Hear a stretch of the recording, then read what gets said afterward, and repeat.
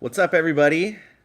Welcome to the Rare Coin TV installment of hashtag Coin Seminar Weekend, brought to you by the fabulous Ken Peavy.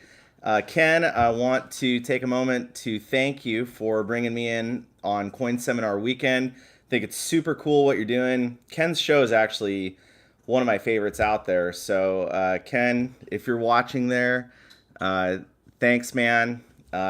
Love your show. Actually, I see you going live, and sometimes I just hop on and have to see what's going on because you're so interesting to watch. So, got a few people jumping on here. I'm gonna see if my wife Caitlin wouldn't mind helping me manage the feed here. We do have a 6 week old baby, so stuff's not as easy as it is before he showed up. But you know what? We're going to do our best.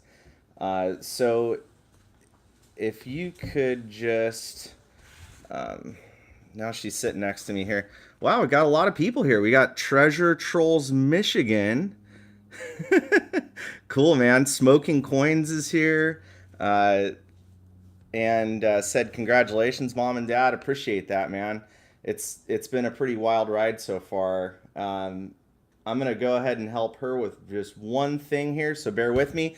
Today we're gonna be talking about rainbow toned coins in general, kind of what gives them rainbow toning, and and some examples of good toning, some examples of bad toning. I brought a coin as an example here. That way we can kind of see what's going on. Yeah, so how do I log out of here? Oh, here we go. Okay.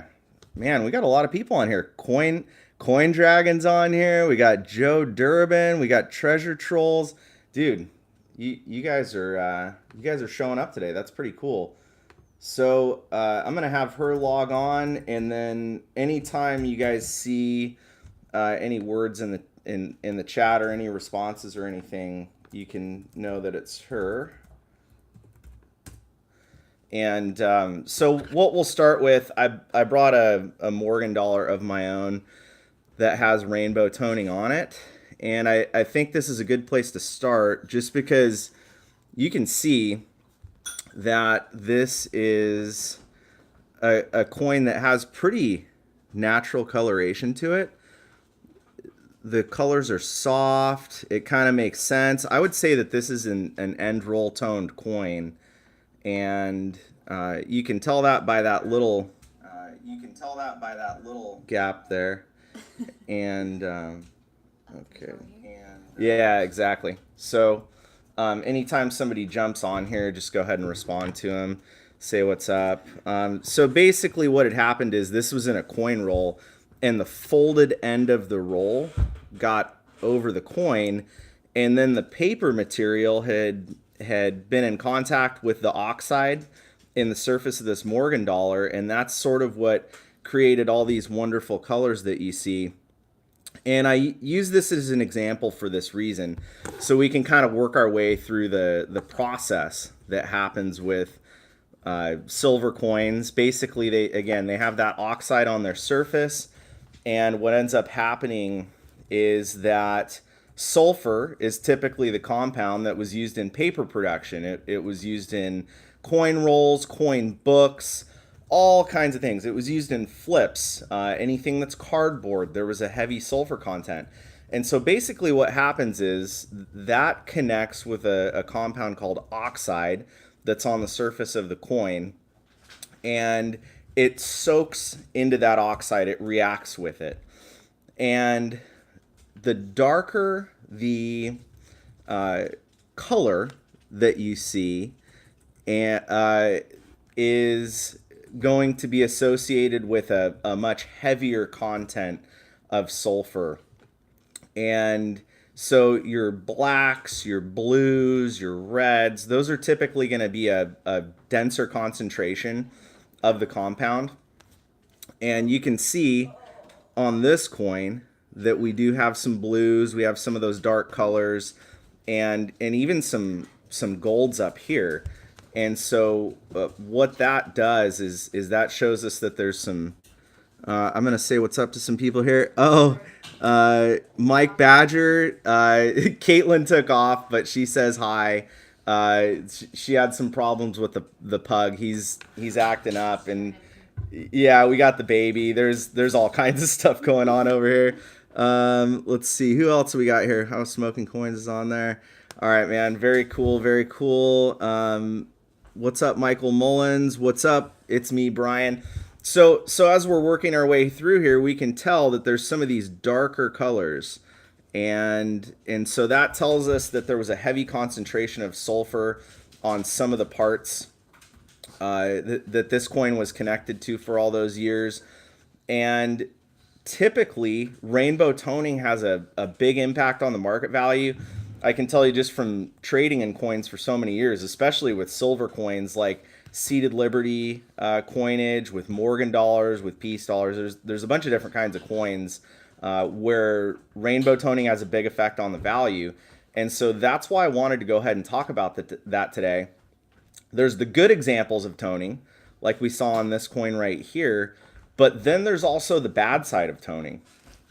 What we have is people that go ahead and create artificial ways to go ahead and tone coins. I see Silver Nitrate there. What's up, man? Thanks for joining us. Good to have you here on the feed. Jonathan Smelko, what's up, dude? We always see you on here. And then I have CJ's Mixed Adventures. You can see Caitlin walking by there. The pug's causing a bunch of trouble, and so she's having to go in and out with him instead of managing the feed. So I'm just going to have to put my face real close to the camera to see who's on here. I see SJ's Mixed Adventures. Sorry, man. My bad. Jonathan asked about where John is. John Damiano is in the desert right now, and he's out there with family. We tried to put together maybe a multi-feed or something like that, but it was just too much work. So I decided I'd just go on this weekend, and John will be back soon. We have been a little absent from YouTube and some of our social media and everything because we do have a couple startups going on. We're working on a movie in addition to our regular jobs at a major coin company. So sorry, Hoosier Hillbilly, what's up, man? Thanks for joining us. Make sure if you're on the feed here, you go ahead and smash the like button. I'd love a subscribe. Chesapeake Coins, hello to you. What's up, man? Happy Sunday to everybody. We're talking about rainbow toning this morning for those of you that are just joining us. And Mr. Professor Ken Peavy has asked me to give a special clue. I'm going to go ahead and give that to you at the end of the program here. So just hang with me. What we've talked about is the right kind of toning, why that happens. Michael Mullins and D Jeeps, awesome guys. Love to see first-time people here. Jeff Dunn, what's up, man? Good to see some returning people as well. So basically what happens is there's a natural process where coins are in contact with cardboard and other elements that give it this rainbow toning. There's a bunch of people out there, and this is what impacts market value quite a bit and sellability, is that some people will artificially tone coins. And just like it's important to say with natural toning, the positives, they actually are typically worth more money. Of course, any coin is worth what somebody's willing to pay for it. But hey, what's up? It's me, Brian. Thanks for joining, man. Glad everybody's here. So basically, the positive side of toning is people typically will pay more money for coins that are rainbow toned. Some people don't care. And in fact, some people, it's a negative. Mostly it's a positive. Mostly they're worth more money, except in the case of artificial toning. And I brought this up specifically because people have gotten really good with metallurgy. What's up, D Jeeps? Thanks for joining, man. Thanks for joining Reviews and Currency. Good to have you guys here. Basically, guys, in a bunch of different ways will put artificial toning on a coin. I've seen people that go ahead and conduct electricity through some kind of chemical. It's usually an acid that will then show up on the surface of the coin. And instead of this natural, nice kind of mellow colors, The way PCGS puts it is it comes out like it's in a crayon box colors. They're very bright. They're very sort of neon almost looking. There's all kinds of crazy things that happen when people artificially tone. Or instead of, you see how this is almost, it looks like it's kind of bonded to the surface of the coin. It's very, very well bonded, I guess is the right word. But you can see that it's in the surface of the coin. Basically, when people smoke coins, they cook them, they put them through that electrolysis. A lot of times it'll look like it's bubbling up from the surface. It almost looks like it's smoky and on fire or something like that. Uh, so what ends up happening is that takes away from the market value. Sometimes in order to get this artificial toning on coins, guys will go ahead and actually strip the oxide off the surface of the coin. Then they'll put them through smokers or cook them or dip them in acid or all this kind of stuff that puts artificial toning on coins. And what that ends up doing is a lot of times it won't get in certified holders. Sometimes it does sneak in. I have seen some in certified holders that are really neon bright and shiny, and somebody must have been asleep at the wheel that day because that shouldn't happen. There's no good way that natural toning happens.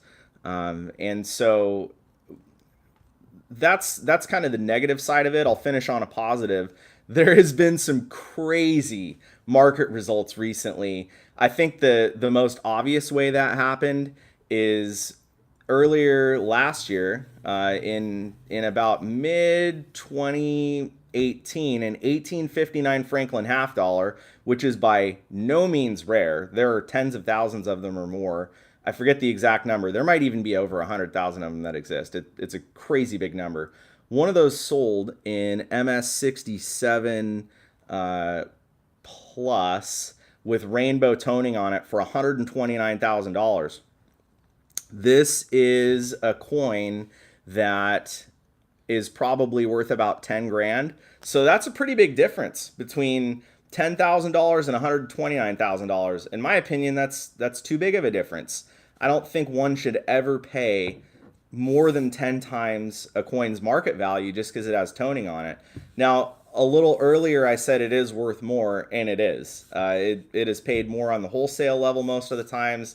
It is almost every time paid for more on the retail level. But I think it's important to keep things in reason. I think a good rule of thumb, even if you really, really want it, is maybe 15 to 20%. And that's if it has better toning than this. 15 to 20% above a normal retail level. This toning, I would say, is average, and I wouldn't pay any more for this at all. So the idea here is if it's really, really nice toning, maybe 15 or 20%. If you look at some of the legend auctions, and Caitlin is back with us. She took the dog out, and we're happy she's back with us here. So thanks for joining again. So I think the important thing is just to keep it in reason. When you see these legend auctions that have happened over the last year or two, and coins are bringing 3, 5, 10, sometimes 20 times their market value, I think that's too much. And so I would again keep it in reason, maybe 15 to 20% over, that kind of thing. And also there's a value component here. If you're buying a coin that's 30 or 40 bucks because you like the rainbow toning, it really doesn't matter. But if you're spending hundreds of dollars, the first step is to make sure it's in a certified holder. And then the second step is to really look at those retail price guides. Look at NGC, PCGS, Numis Media. Some of you guys probably pay way back a retail. Some of you guys are more probably paying wholesale market levels because that's kind of what the market's been for the last few years, even for consumers. And I do have the clue for you guys here. Thanks, Smoking Coins. Appreciate it, man. Always do my best, but I love getting comments, compliments, anything you guys want to say. If you want to add to the conversation too, this is an open forum. You guys have any questions? You guys have any things involving rainbow toning that you want to talk about? Feel free to go ahead and ask it in the feed here. And I'm happy all the new people have joined us today. That's pretty awesome. I do have a clue from Ken Peavy for hashtag Coin Seminar Weekend. He told me to give you the clue. Ready for it? 1836. 1836 is your Ken Peavy clue for hashtag Coin Seminar Weekend. And Michael Mullins, thanks, man. It's super cool. D Jeeps, we didn't have a second person on there. Could you please tell me again what your question is? I wasn't able to see that. So if you could please again say your question, I'd be happy to answer it here. Can you tell me what D Jeep's question was from earlier, and did you see any other questions? Is it taboo to keep coins in higher sulfur envelopes for many years? D Jeeps, storing coins in envelopes that have that sulfur in them, to answer your question, is not taboo because that's a very standard practice within the industry. It's a naturally occurring chemical that is part of paper production process. If you do it on purpose, it's really the same as if it happened on accident, right?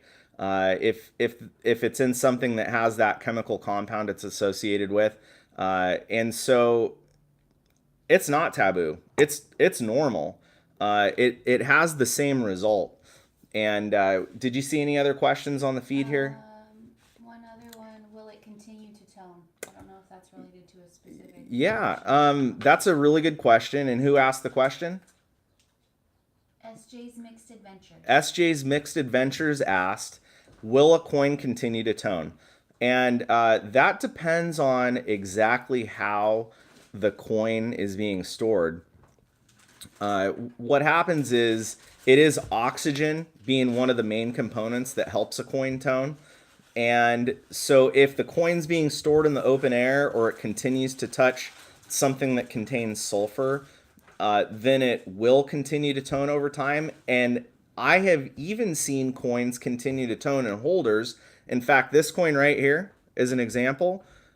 This yellowish toning, which is, again, when we talked about the scale of toning, darker toning being the heaviest concentration of chemicals versus lighter toning like this sort of goldish, yellowish color here, or some people would even maybe call that amber in some of these places.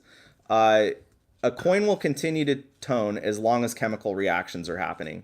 So this is a hermetically sealed holder, and ideally oxygen shouldn't get to it. That doesn't mean that it won't, because you never know what's going to happen with plastic over time. So to answer your question, will a coin continue to tone? It depends.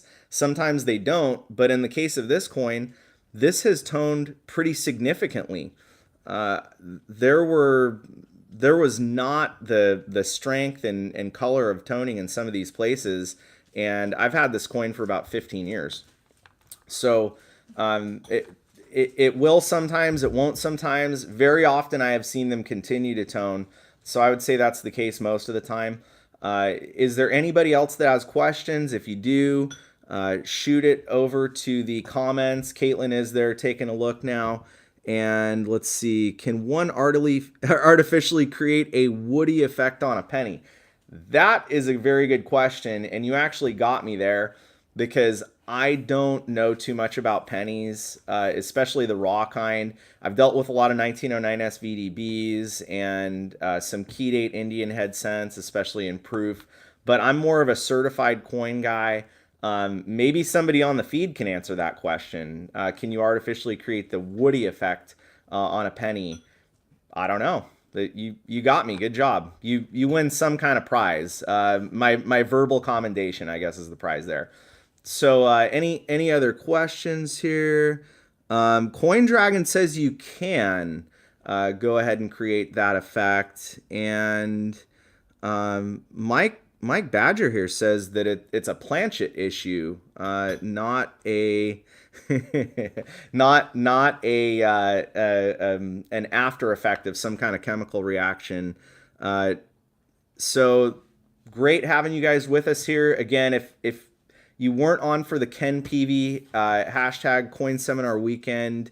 Clue, it is 1836. Again, the clue is 1836 for coin seminar weekend. Make sure you guys go ahead and hit the like button and subscribe, please. Especially the newcomers. Yes. Do we have another question? There's a request to see the back of the coin. Oh, you guys want to see the reverse? This is going to be really funny because the reverse has absolutely no toning. In fact, it's as bright white as you can possibly get. And basically what happened with this coin is that it was an end roll coin.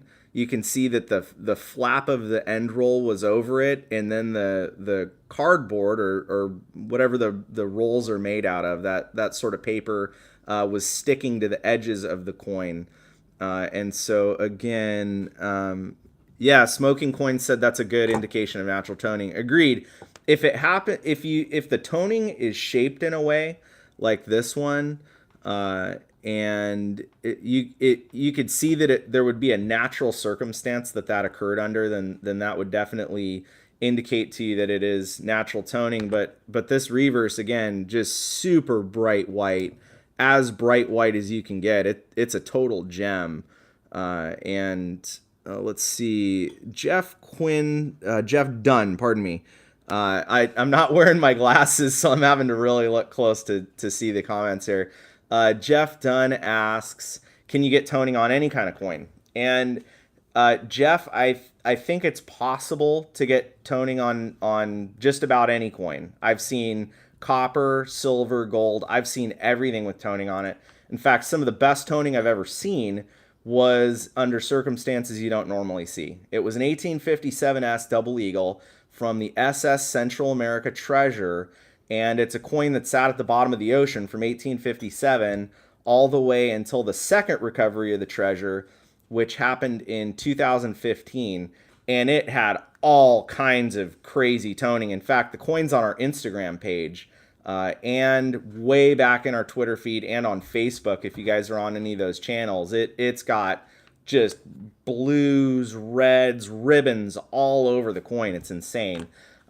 So I don't know if there's even a type of coin I've seen that didn't have toning. I've seen in my career probably, I don't know, hundreds of millions of dollars in coins at least have passed through our company, and for the last 15 years, and I've never seen a particular type that didn't have toning. And this is going all the way back to the inception of America in the late 1700s. So to answer your question, I've seen it on everything. I don't know if there's a single type of coin I haven't seen it on. But what I can tell you is it happens a lot less frequently in gold, and I think that's somewhat to do with the metallurgic properties of gold. I think it also has something to do with how gold is stored. It was more in rolls and boxes and all kinds of stuff. Especially like $20 gold pieces were mainly used in international payments. That's why they were created in the first place. We needed a more compact way. So you're going to see it most often on silver is what I've noticed, but it's on copper a pretty good amount too. And so that's generally what you're seeing. Does anybody else have any other questions? If you do, go ahead and shoot it by the feed here. Coin Dragon said he's doing a video on Woody's soon. Oh, Coin Dragon said he's doing a video on Woody's. Very cool. Actually, if you guys haven't subscribed to Coin Dragon as well, he's got a super cool channel. He's one of my favorite coin YouTubers personally, and so I'd go ahead and check that out. And he knows a ton about those kinds of coins. I've seen his videos. They're awesome. The Youper girl, Amy Smith. What's up, girl? Thanks for joining us. Appreciate it. We're kind of wrapping up here. Oh, okay. Very cool. So Caitlin's looking to see if there's any other questions before we go ahead and wrap up here. Of course, make sure, again, you please like and subscribe. Like this video, subscribe to our channel. We're going to try to be as active as we can, but John and I have a lot of business ventures going on. Yes, we have another question. Do you have foreign coins with toning? Michael Mullins, I do have foreign coins with toning. And it's funny, they actually happened at my house. I'm going to see real quick. I might be able to bring it over to you, but only if I can find it fast. It's a Vienna Philharmonic, and it actually got toned in a box in my house. So just one sec, I'll be right back.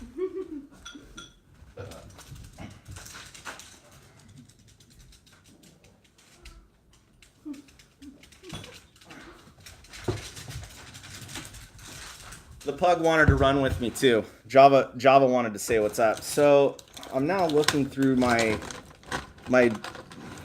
random stuff, but this is a foreign coin with toning on it. This is a Vienna Philharmonic that sat in a box in my house. Yeah, I know, John, right? Yeah, Java the pug. Here, I'll bring him up to the camera here. Say hi, Java. Say hi. No, the camera's right here, dude. Look at the camera. Look at the camera. Yeah, you silly little guy.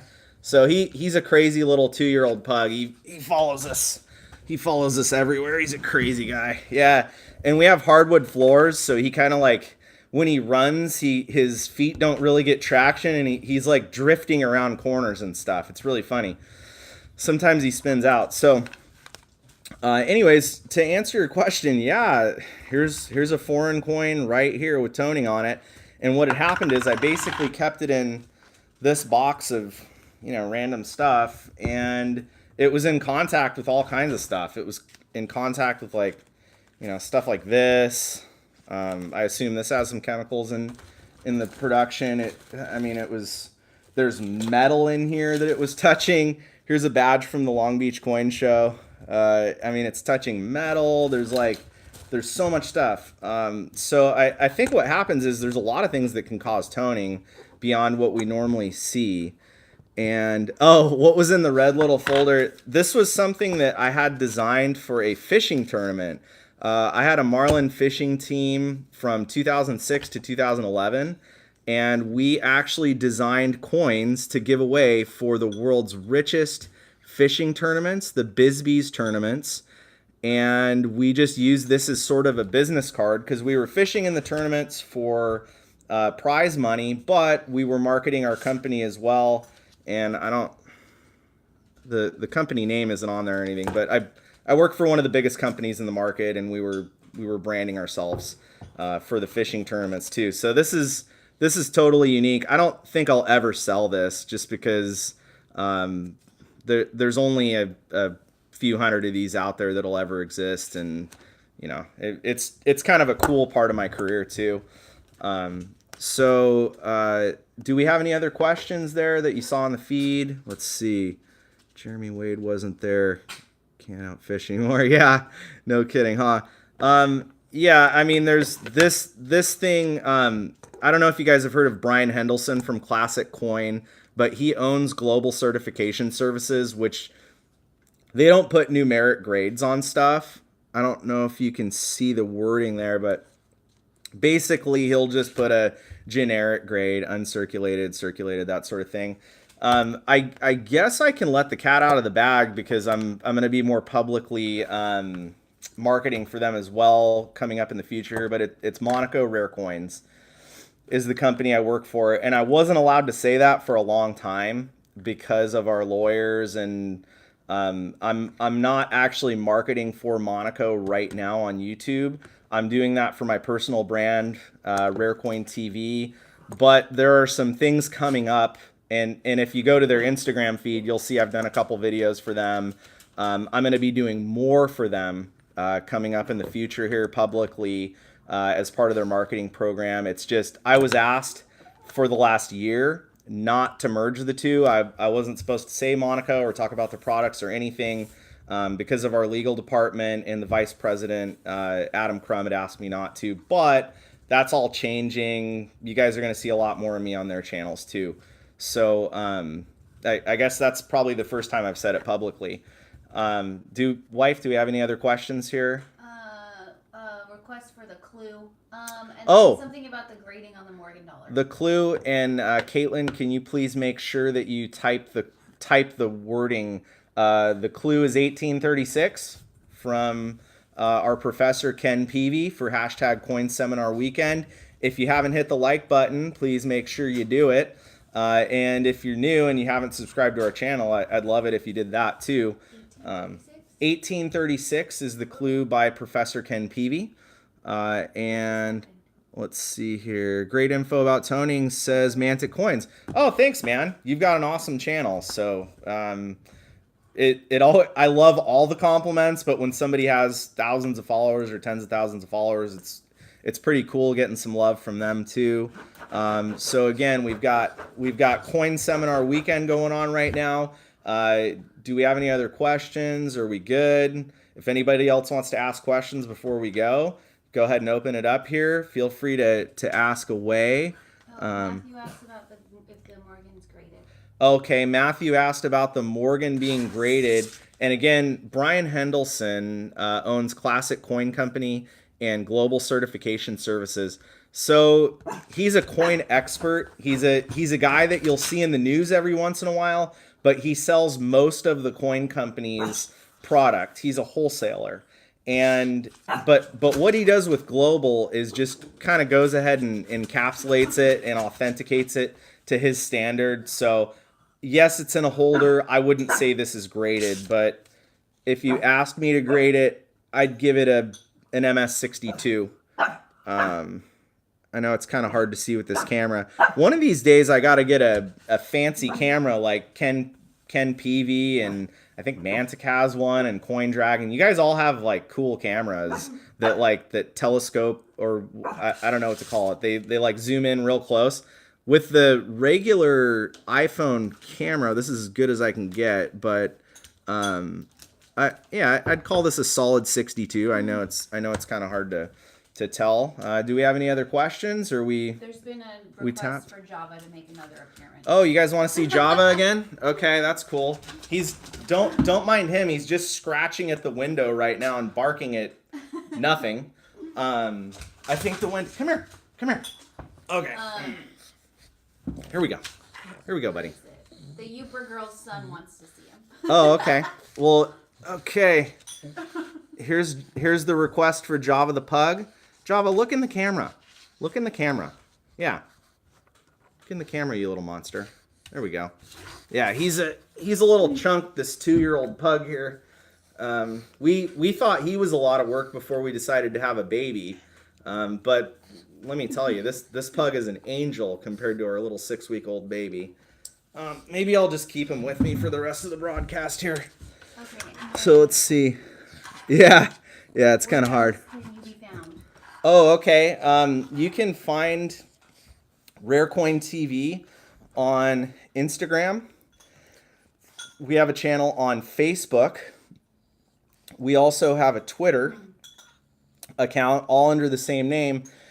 And I have also started doing content for Roundtable TV. I don't know if you guys have heard of Roundtable, but they're thank you, Java. Yes, thank you. Thank you for the love. They're an up-and-coming platform, a trading platform mainly for dealers. They do coin dealers helping coin dealers on Facebook. And so we've started producing some content for them as well. And we'll probably start to do quite a bit more. Yeah, no kidding, John Smith. This dog thinks everything's about him, not just in this instance. When people come over to visit us, they're like, he thinks they're here for him. And every time we're talking, he thinks we're talking to him. This little guy thinks the world revolves around him. He was right until the baby came along. Do we have any other questions that you saw in the feed there? Do you have a scheduled stream on YouTube? What? You're busy with baby, is it hit or miss? Yeah, so John and I tried. Hashtag Pug Life is right. It's the best life. So John and I try to go live for Q&A every Sunday at 10 a.m. Pacific, which would be 1 o'clock Eastern. And we've been trying to do that. But again, we have a couple startups we've been working with and a movie that we're working on. And in addition to our jobs at Monaco. So it's been crazy, but 10 a.m. is our goal, Pacific Standard, 1 o'clock Eastern every Sunday. And let's see. Chesapeake Coin said we should check out Coin Week with Charles Morgan. Yeah, Charles Morgan's awesome. I've been following him for a while. We actually talked to him about creating some collaborative content 2 or 3 weeks ago on the phone, and neither of us have had a chance to follow up. But we will probably.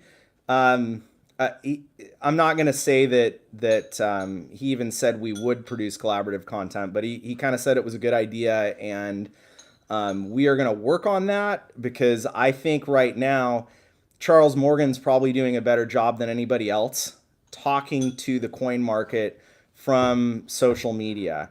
And his Facebook is especially strong. I think he's got like 50,000 followers on Facebook. So the guy's crushing it. I don't know if you guys read his white paper that came out in the last couple weeks, but I thought it had a lot of good points and also some things that I could probably respond to in a little bit different way. So I'm thinking about actually writing a response to his white paper. But most of his stuff is awesome. I don't know if you guys saw it, but speaking of Roundtable, he did an interview with Rob Oberth that has been making its rounds. Rob is the owner of Roundtable TV. He's kind of the public face of it as well. He owns most of the company. And Charles Morgan interviewed him about being a coin dealer. How did he get into the market? What advice does he have for people that want to take it from amateur to professional? Those kinds of things. And I know some of you guys have been thinking about being professional coin dealers. And so if I'd look for that on Coin Week, and it's on Roundtable as well. And do we have any other questions or not so much? Matthew asked, what are your favorite coins you have in your collection? My favorite coins, I have a couple of different favorites. For silver, it's Morgan dollars. That's something I've been working on for a long time, especially Carson City Morgans. Those are my favorite. In fact, I probably have one.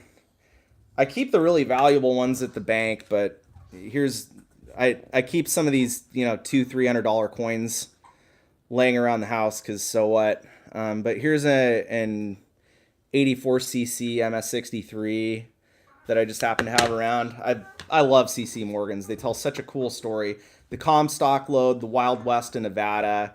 It's just an awesome series, and so I love collecting those. For gold, it's $20 gold pieces.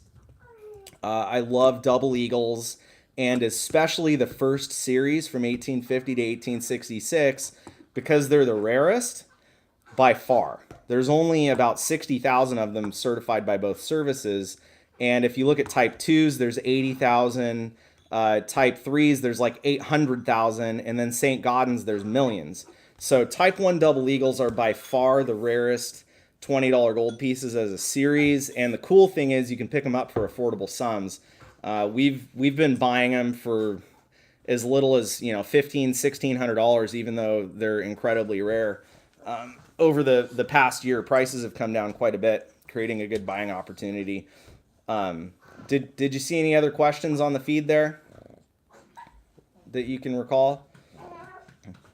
All right, well, I think we're kind of wrapping up. So again, guys, make sure you like if you enjoyed the video, of course, and please subscribe to Rarecoin TV. One more time, and I know we put it in the comments section, but the clue for hashtag Coin Seminar Weekend is 1836. Ken told me to make sure that I tell you guys 1836. That is the clue. It's been awesome. Thank you so much for joining us. Lucky Coin Collector, Chesapeake Coins, Mike Badger, Jonathan Smelko, Silver Nitrate. That's a cool name. Hoosier Hillbilly, John Smith. Awesome. Totally loved having you guys. Thank you so much for joining me. I had a blast. I hope you guys did too. Make sure you check out hashtag Coin Seminar Weekend. And there's going to be a lot more videos coming up. There's been a lot in the past, starting since about Friday. So make sure on YouTube you search hashtag Coin Seminar Weekend. And of course, give a shout out to the famous, infamous, and amazing Dr. Ken Peavy. So thanks again, guys.